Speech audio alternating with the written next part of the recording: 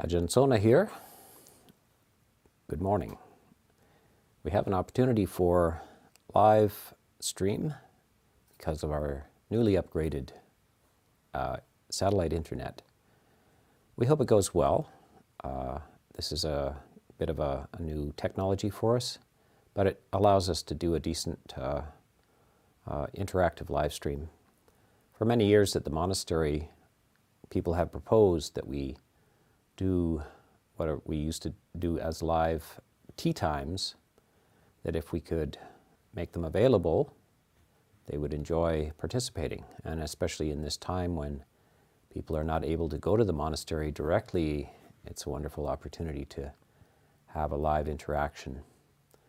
We hope to develop these perhaps on a weekly basis. Stay tuned for future opportunities for question and answer. We do it in this format of question and answer so that we can have a nice variety of topics and to see what is concerning people in their practice and in their lives as lay people.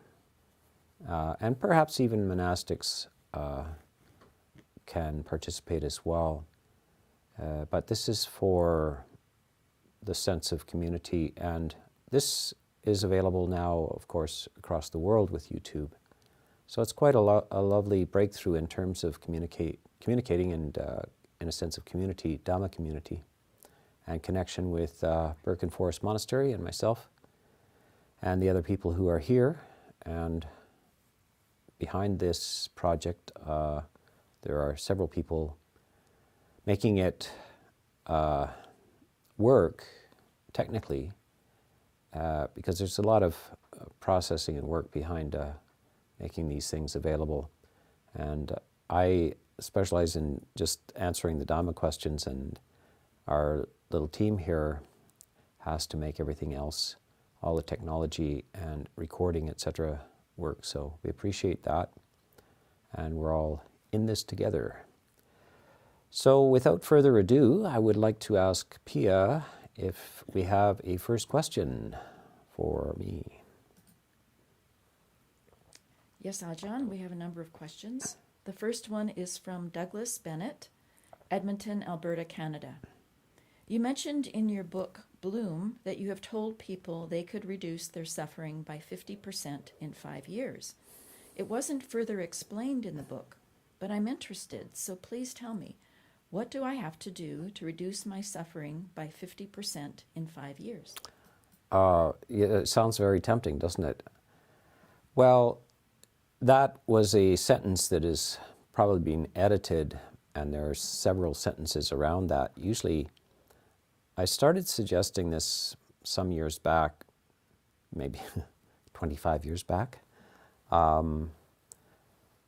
after having experience with Dhamma over a substantial portion of my life now, and talking to literally thousands of people one-on-one, and being in various monasteries, experiencing hundreds of monks, thousands of lay people, I started to think, now what is it that a person could expect? If it's just vague, why do it? What is it that you expect? And there are, of course, lots of unrealistic proposals from various religions. All you got to do is be bathed in water and you're saved, this kind of thing. So Buddhism doesn't propose that. At least the Theravada Buddhism doesn't propose instant salvation with no effort. And it doesn't propose instant transmission of enlightenment from a guru to the disciple. It doesn't propose the intervention of God into your mind. So what is this about?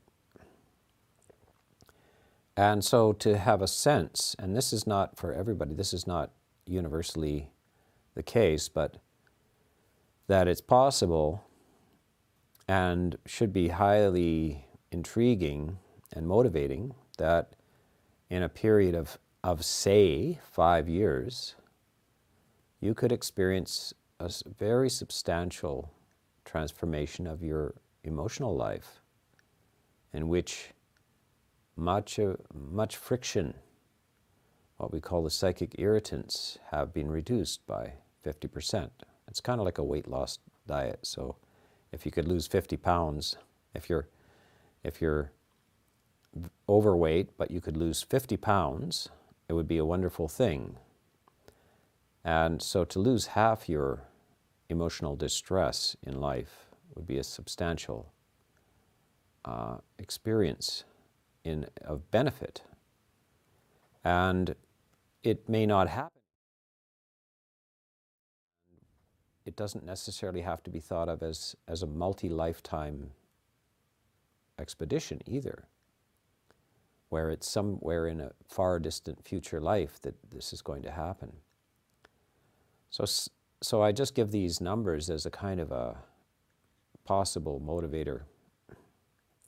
5 years, half, 50% reduction. And this is entirely realistic.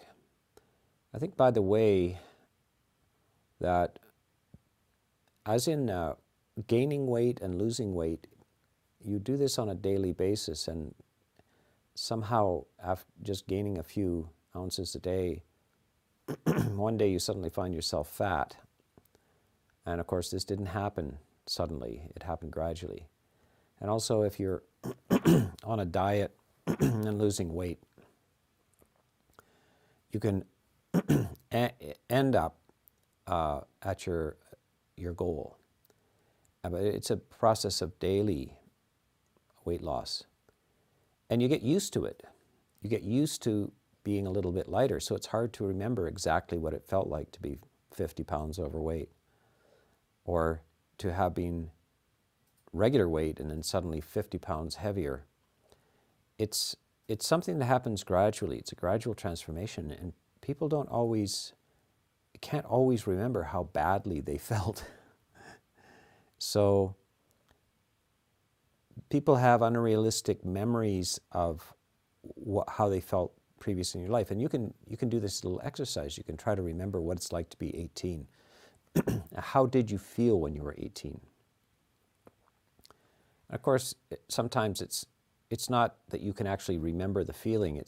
You can remember that you felt badly, etc. So the memory of how you were and the assessment of how you are is always a bit of a tricky thing. But every now and then you realize that as you progress in your practice that you feel lighter and more stable. And sometimes it's startling. Your own reaction to a situation that normally you would have reacted in a very negative way to, you strangely find yourself quite equanimous or even positive in the midst of.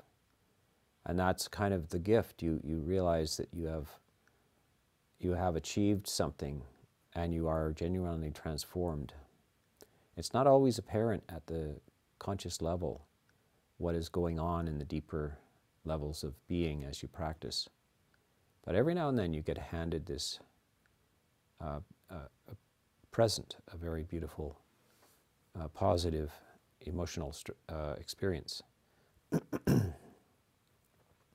So that's kind of what I meant by that 5 years, reduce your suffering by half. Now, this is something that entails a very substantial commitment to understanding Dhamma and practicing Dhamma and interacting as well with a teacher that is a qualified teacher. There's all kinds of people offering to be teachers. What qualification do you actually need to claim you're a spiritual teacher? Basically nothing. So all kinds of people would like to tell you they're a spiritual teacher, and there's all kinds of misguided and incompetent sort of teachings out there. So it has to be with good quality teaching and one of the ways you know that the teaching has quality is that if you do take it up and practice it, it does have results for you. But it's a commitment on your part. It doesn't happen by magic, and it doesn't happen by miracles, and it doesn't happen by being tapped on the head by a guru or immersed in water. It doesn't happen these ways. It happens by understanding, practice, and substantial inquiry. A little more is that it's not available to everybody in this life. People who aren't paying attention, don't have the proper opportunities, etc. It's unlikely that they will come across this in this life, but a substantial portion of the population who have reasonable intelligence and a decision to apply themselves and have the circumstances for it, they could achieve these things and more. So it's not limited to 50%. It could be greater than that. So I just touched on this for now, but let's move on to have we got another question, Pia? Yes, we do, Ajahn. This next question is from M from Mid-Atlantic, USA. Neither of my Catholic parents have been supportive of my Buddhist practice. They oppressively talk about prayer and going to confession, a Catholic practice, and repeatedly ask me to pray for my father who is now dying of cancer. This is painful for me and seems like manipulation and feels profoundly disrespectful. I am trying to be loving and compassionate, given my father's condition, but actually speaking with them just opens up chances for their wrong speech. How do I navigate this situation in the way the Buddha would approve of? You spoke of the Buddha instructing us not to associate, quote, with fools, that it is better to be alone than sacrifice your good practice. What does one do when the, quote, fools might be your parents? Can harmony simply not be achieved here? Yes, parents in the Buddhist context, in Dhamma, are very, very important, and primarily because they, of course, your existence is dependent on having parents, and this would be either your genetic parents or somebody who allowed you to survive as a child, because you can't survive without adults taking care of you. So your caregivers, and the Buddha is talking about how large they loom in your psyche, in your consciousness. And if you have the wrong attitude towards them, you will bear a great burden in your life. So it's important that you do have goodwill for your parents, and that you appreciate the fact that they did provide the necessities of life, at least for you. This is primarily for your benefit, not necessarily for your parents' benefit. And it's an attitude that you take up, and without regard for the skills that they had, whether they were very wise or kind, etc. It's important that for your psyche that you keep a positive emotional attitude to your parents, because they are such a substantial portion of your life. So, but that does not mean that you have to regard their opinion as or superseding your own. And in this case, you have taken up the Buddhist way, and they are in the Catholic tradition. Excuse me. And they don't have a right to impose their beliefs on you. However, they may not know that, and it's sometimes a waste of time to try to educate them on that. So you just simply have to be slightly amused and tolerant in terms of that. Your job is not to convert them or make them understand, because you could waste a substantial portion of your life trying to educate your parents or even make them appreciate your point of view you don't really have time to explain yourself to everybody on the planet, and including your parents, who often will demand explanations of you. And so you just have to get past that. Say, there's no need that my parents understand me. There's no requirement that anybody understands me. What I'm trying to do is understand myself and understand the nature of reality and how to reduce suffering. So that's your job. Other people's opinions and so forth are not your work. Now, as far as association goes, people quite often have very toxic relationships with their parents. And sometimes when they come across Buddhism, they feel somehow that there's a great obligation to go and be with your parents and tolerate their toxic attitudes. The Buddha does not say that. And in fact, he says, look, you have to take care of yourself and you have to remove yourself from toxic relationships. You're not obliged to be a martyr to these things. You're not obliged to go and suffer. That attitude is not the Buddhist attitude.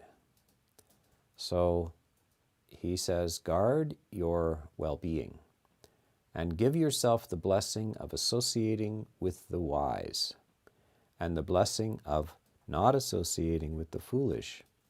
And sometimes the family, the relatives, people that are in your immediate neighborhood and so forth are foolish. And one should not feel that you must mix with them.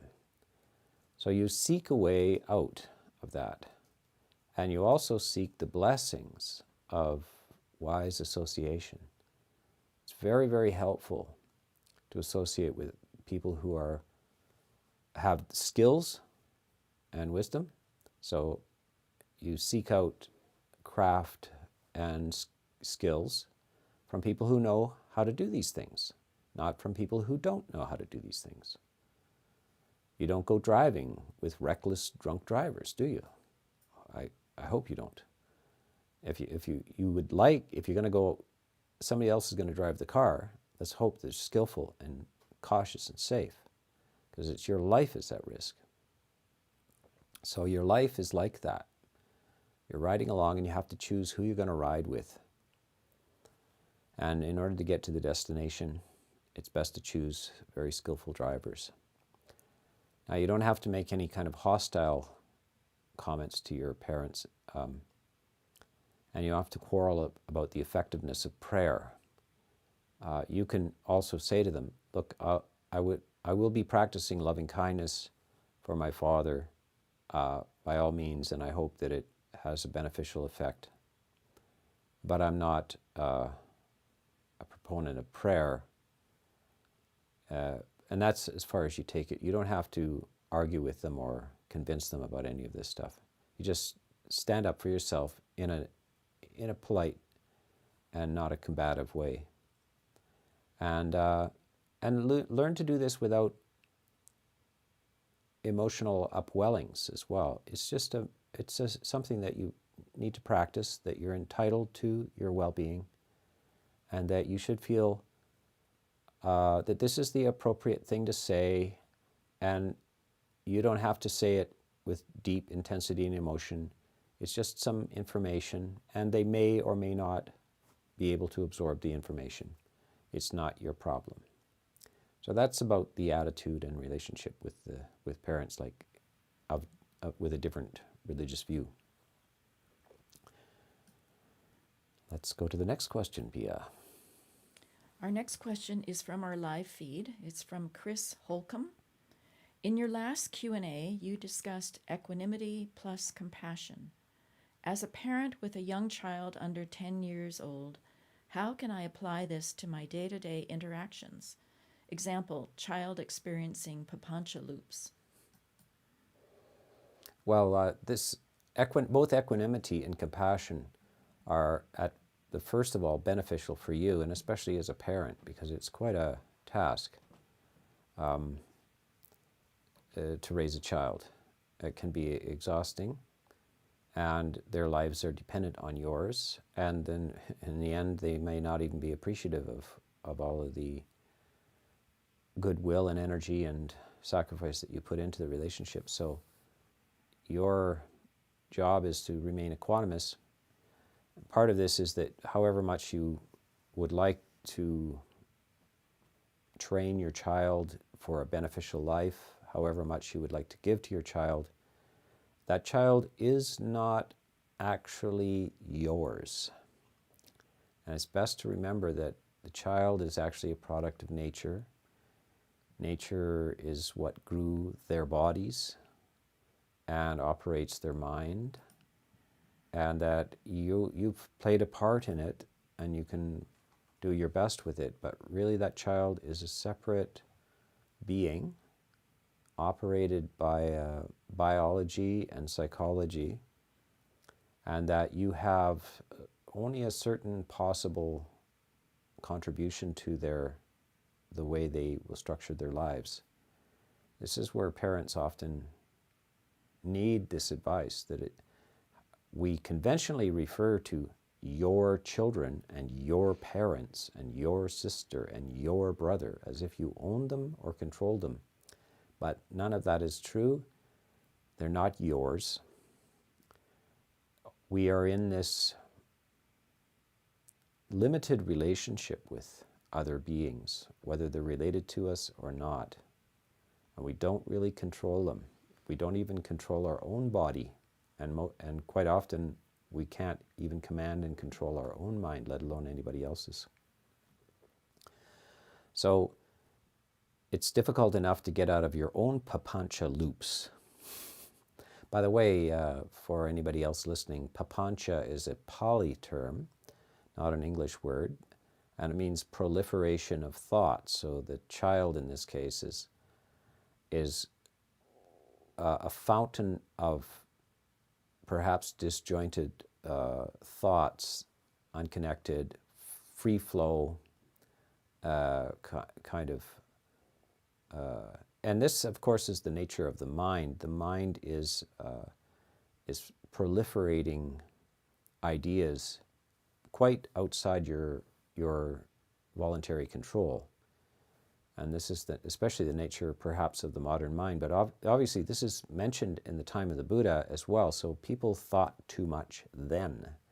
And the thoughts came and were not under your own command or control. And Buddhism is all about getting that manageable, is that your actual life is the contents of your mind. And if those are wildly proliferating without any capacity for your own control, then you're going to have a difficult life.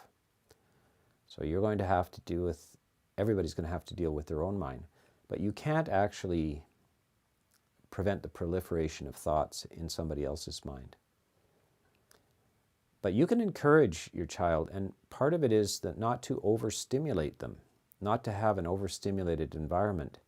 They need opportunities for learning, but they also need opportunities for sustained attention, periods of sustained attention on fairly low stimulus objects.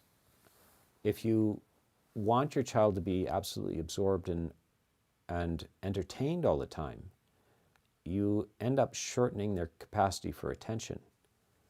They begin to need to have big screen TVs playing games all the time, and this actually damages their capacity to sustain attention rather than improves it. On the other hand, of course, you don't want to put them just in a cell by themselves with nothing to do. They can't manage that. But it's time spent in quiet situations without background sounds and entertainment is important to develop another part of the mind. So this helps. And also to direct them, ask them to look into their own mind and see if they can do little exercises like, can you pay attention to 5 breaths in a row? Can you count 5 breaths in a row without losing your count?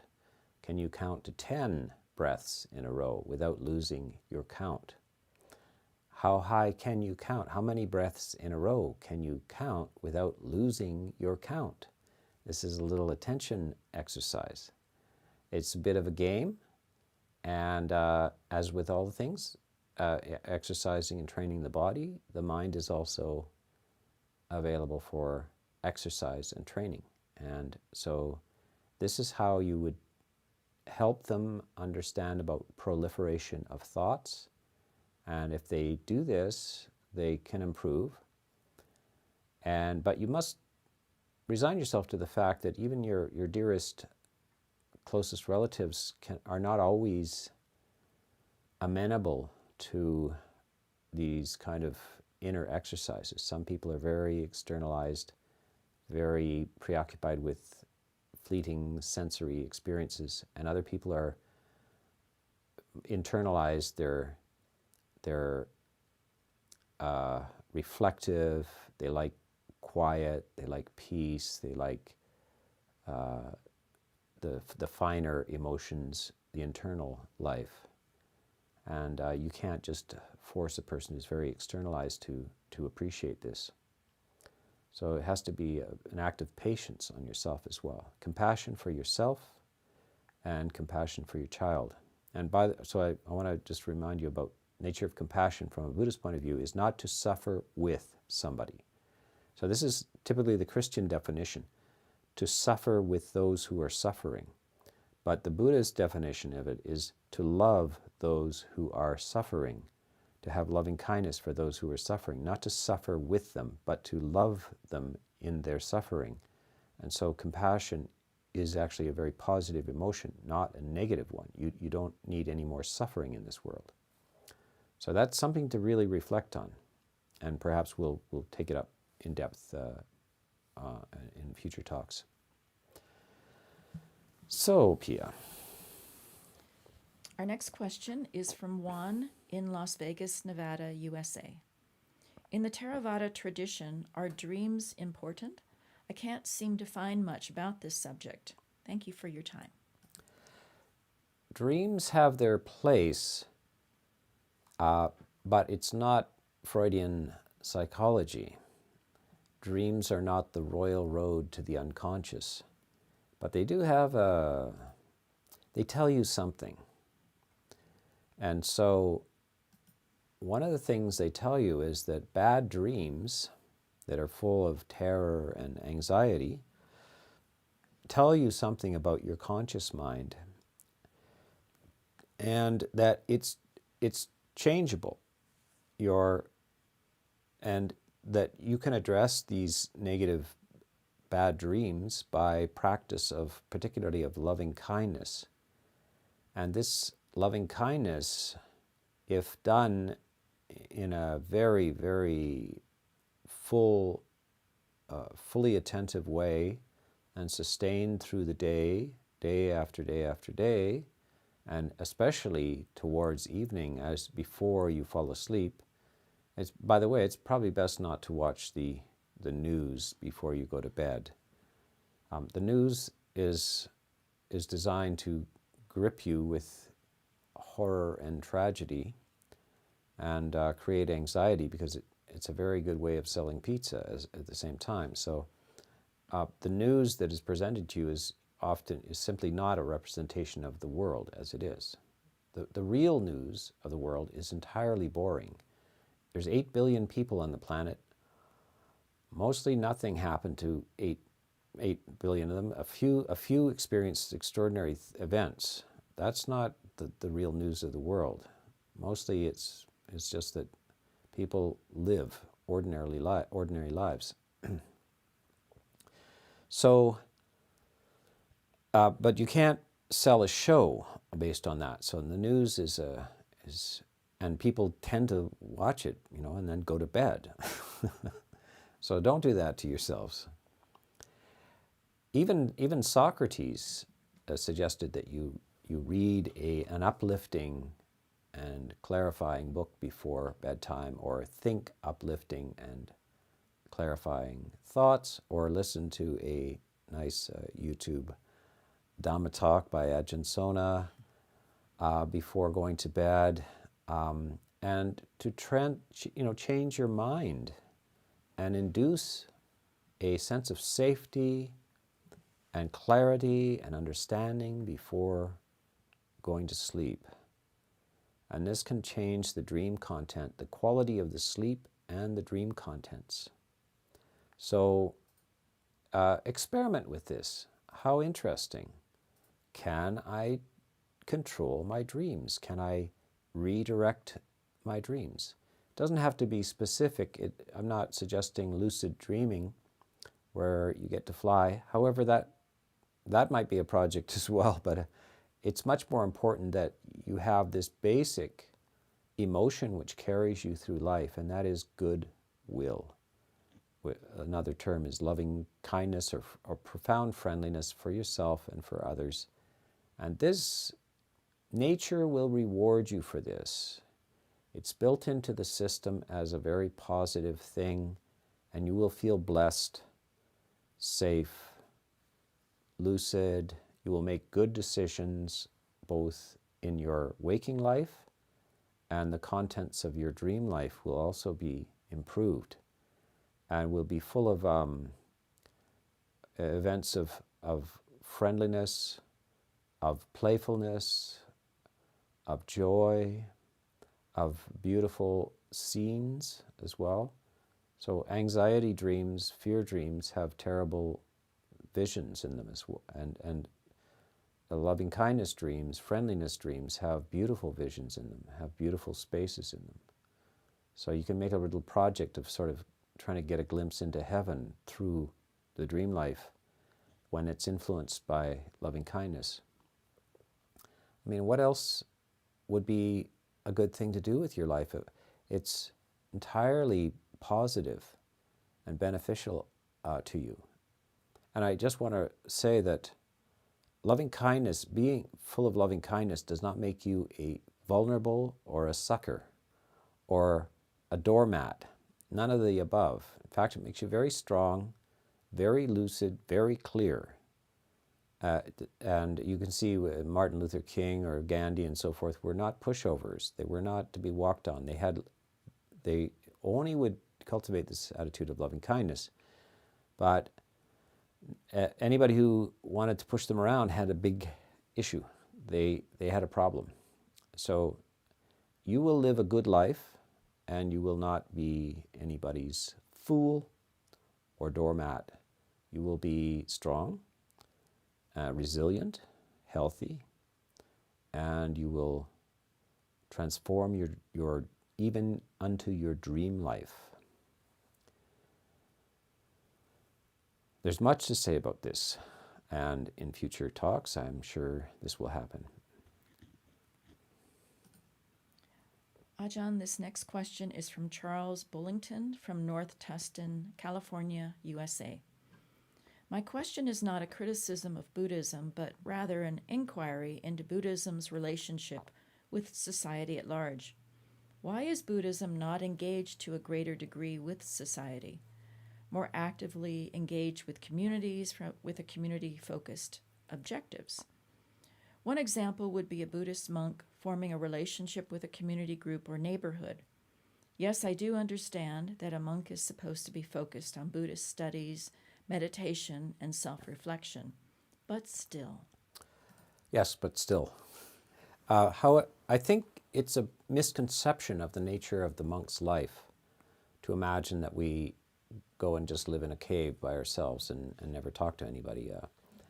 That's an image perhaps from early literature, etc. But what you find out, of course, is that one of the duties of the monk is that you cannot withdraw as a hermit because you're obliged to get your food on a daily basis from the lay community, and you really are not allowed to grow your own food, cook your own food, keep your own food, and your requisite, by the way, you're not, as a monk, not allowed to even use money. So you're not allowed to have money, buy things, sell things. That makes you completely dependent on association with the lay community around you.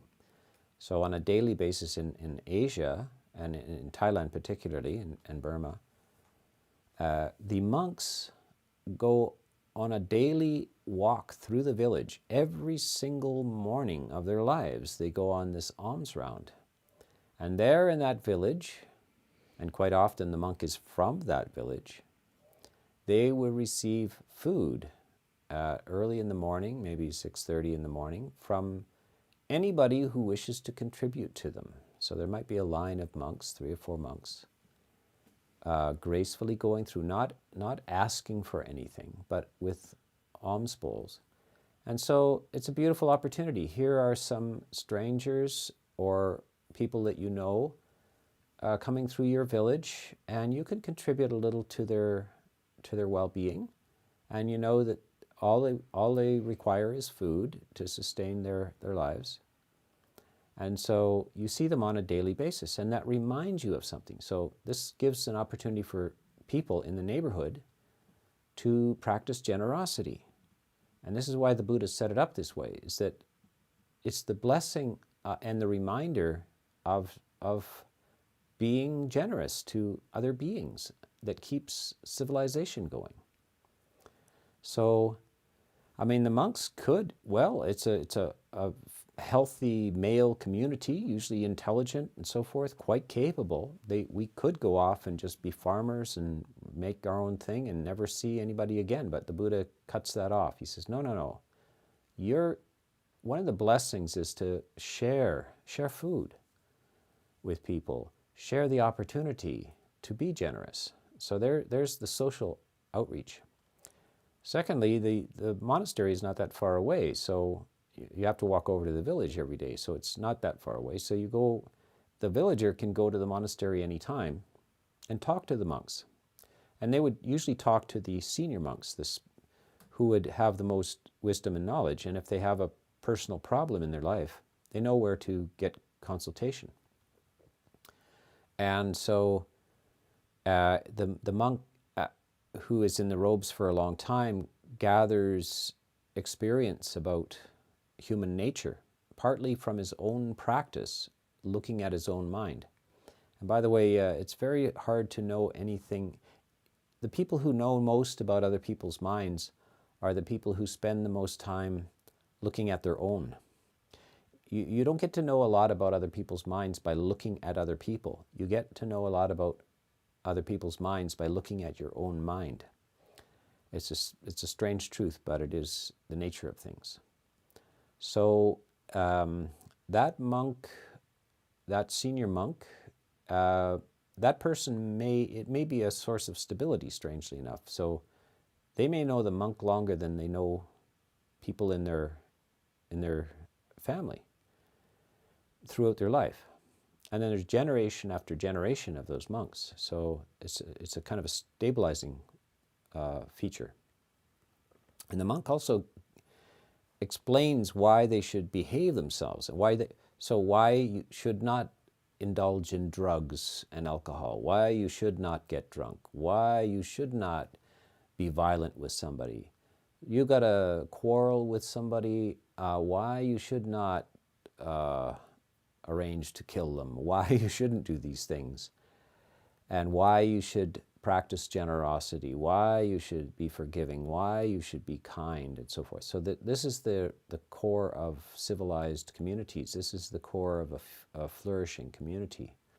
So you see this very strong symbiosis between the monastic community and the neighborhood. In our case here, we are quite remote as a forest monastery. However, we have accommodation for lay people, so lay people come and stay with us for extended periods of time. Perhaps 1,000 people a year come and stay at this monastery. By the way, one of the reasons why we are so remote is that we operate on a shoestring.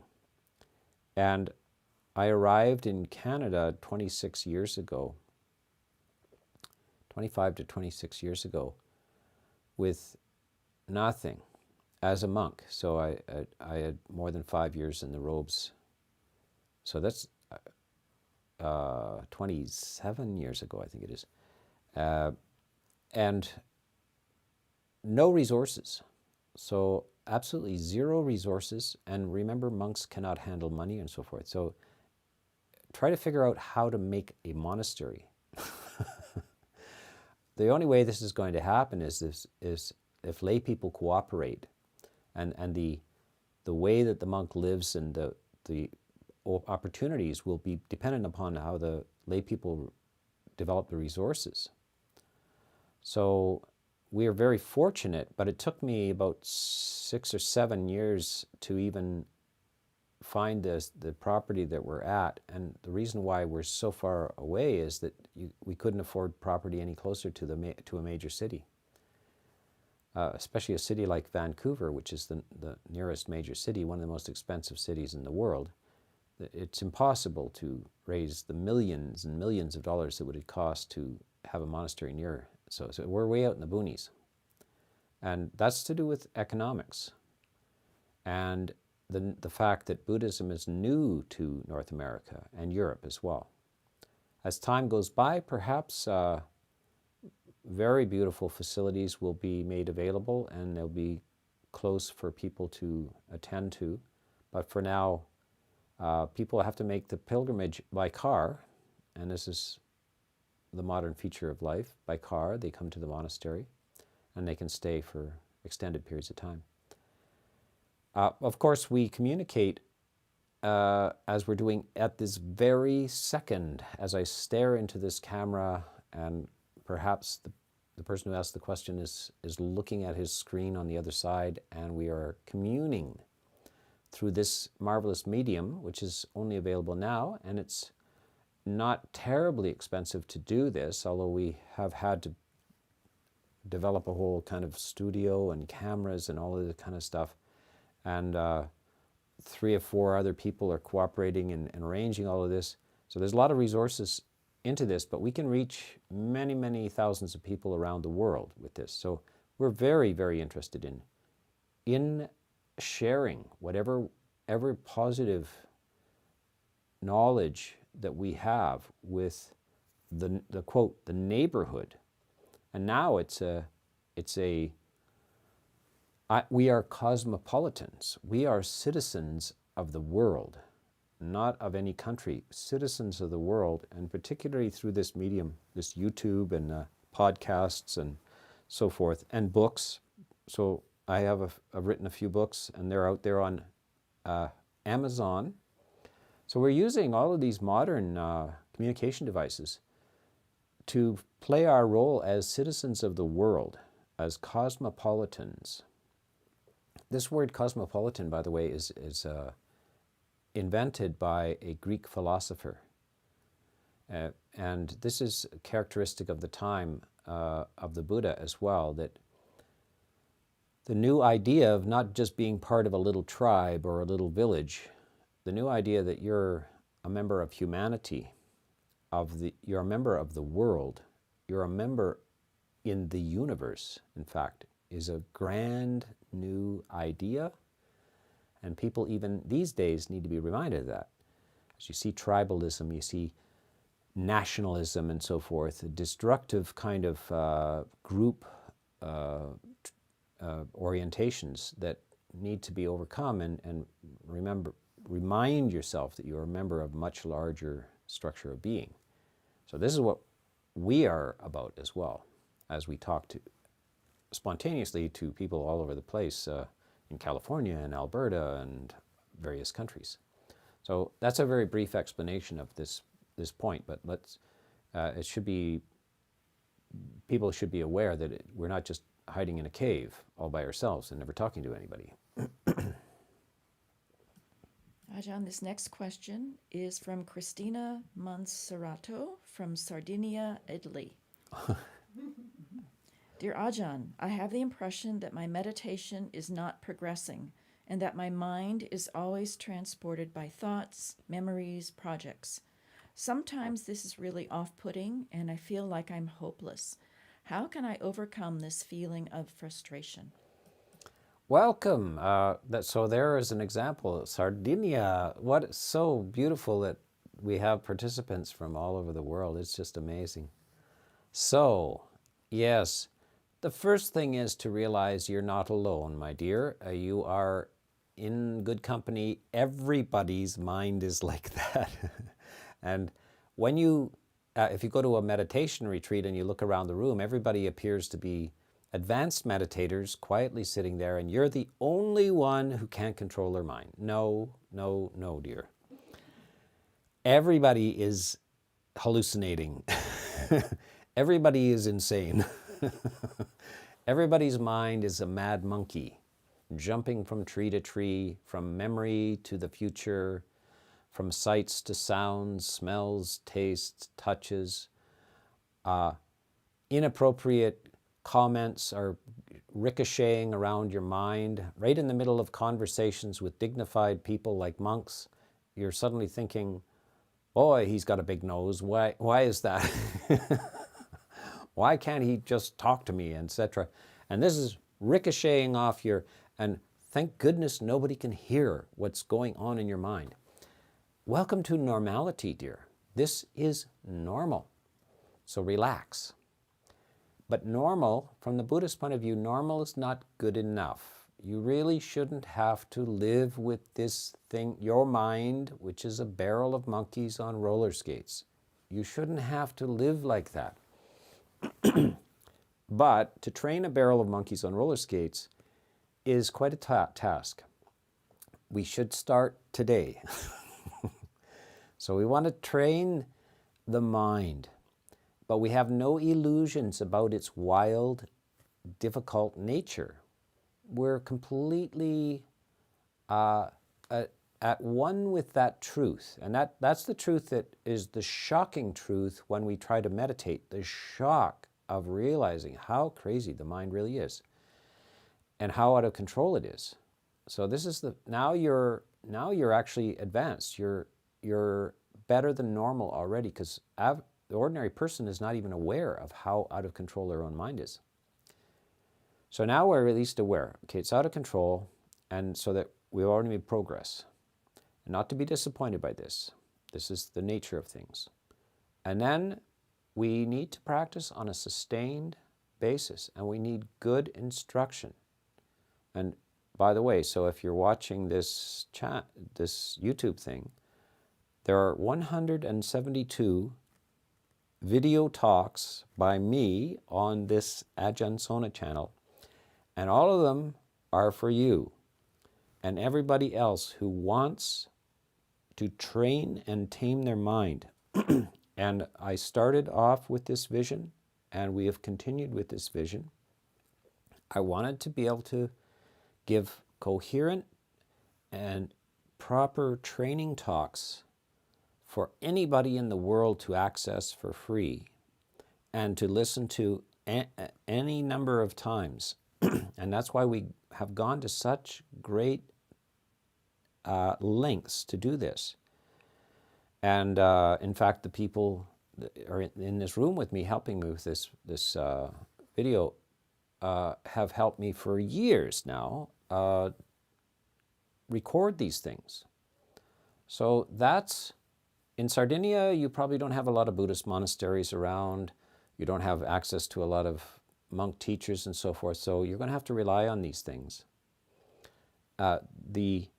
This whole in-depth training structures that I've recorded just for the sake of, in such cases as yours, to help you understand. So that's your resource, and that's what you should engage with, and have some hope. And as I say, the reality of the out of control nature of the mind is shocking news at first, but it's also good news, because it means that it's possible to transform and train that, and that is a great adventure and a positive thing to go towards. So please go and check out all of the instructions on Ajahn Sona YouTube channel. By the way, type in channel there, and it'll give you all of the resources there. Okay, where are we going now? We are going to one of our questions on the live chat. I'm not sure where this person is from. Epitel is asking, how much weight should we give a political candidate's position on moral issues like abortion or the death penalty when deciding on which candidate to vote for? Well, I think some consideration should be given to those positions, and but there's sometimes in politics you have to choose between the lesser of evils. Not everybody is wonderful and a perfect leader. Very few can check all the boxes. Very few political parties check all the boxes, but other parties check none of the boxes. So you're going to have to decide, there's 20 boxes to check. The party that checks 7 of them versus 3 of them gets your vote. And that's how it works. But at the same time, politics and political structures are not the only way to affect the world. And there are other ways to affect the world, and in fact, they might be better uses of your time. For instance, if instead of watching this talk, you slipped out to vote at a municipal election, it might not have been the best use of your time. Watching this talk and reflecting and thinking about it might be a better use and more effective use of your time than just going off to a political meeting, a municipal debate on land taxes in your city or something like this. So the idea that politics is the only thing that changes the world, and that you have a terribly strong duty to vote for all of these things, is not necessarily true in all cases. I don't want you to be irresponsible or not non-participant, but you've got to ask yourself, is this a good use of a few hours of my life to go off to this political meeting or even making this vote? Is there something else that I could be doing that might be actually more valuable to myself and to others? So not to get carried away with these things. Politics can be very consuming.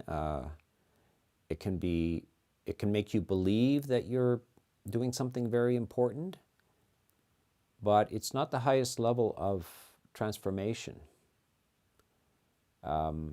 It's not to be ignored, but the higher level of the game is to understand your own values in life. What is my purpose? What is my attitude? What is my view of how I should conduct myself, how I should think, how I should speak, how I should act? And then to be also aware that you can only influence others so much, and that you have to resign yourself to the fact that political parties and candidates and so forth quite often cannot produce the effects that they would wish for or promise as well. So it's a little dose of reality for when we contemplate this nature of politics and who to vote for. Yeah. Our next question is from Raynell from Edmonton, Alberta, Canada. I have listened to Dhamma talks for years, but I have not yet developed a consistent practice for meditation and study.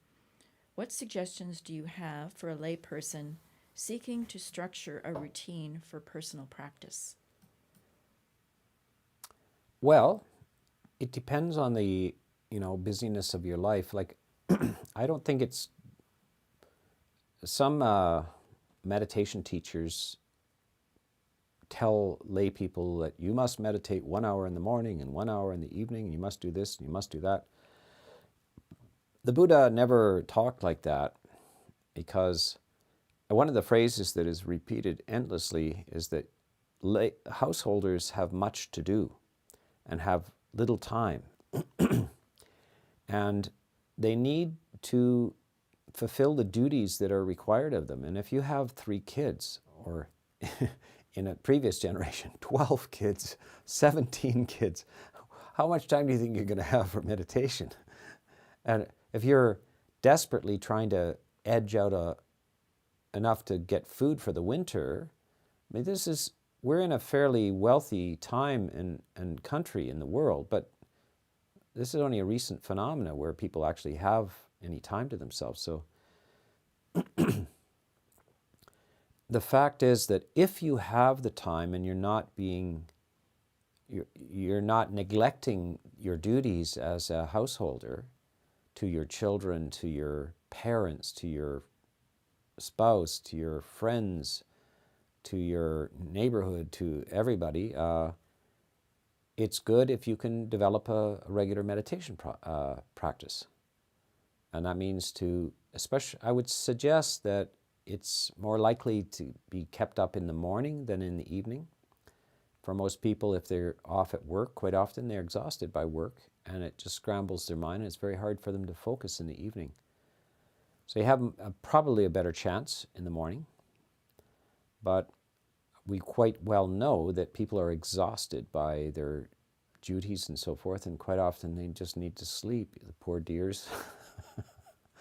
So I have nothing but sympathy for a person in the household life trying to develop a practice.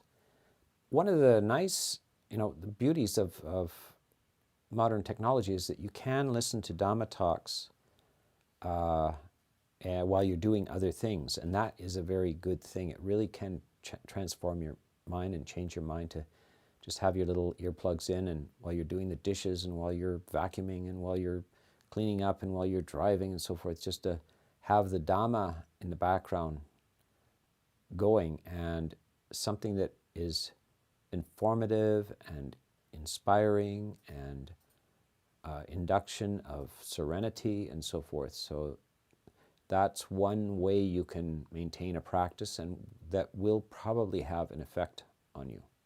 And if you can find a chunk of time to go on retreat to a monastery, that can be very, very useful and transformative as well. Even a few days at the monastery can help you. My sympathies indeed to all of you in the household life. You're heroes. You are doing marvelous things, and I appreciate that. And don't underestimate your own sincere efforts in this. And we have now come to the end of our hour for this morning, and we addressed only a few of the questions, but we will be back to do this again.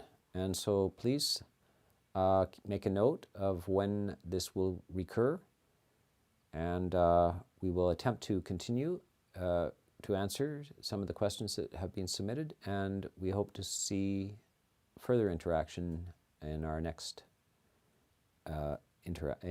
meeting. Goodbye for today.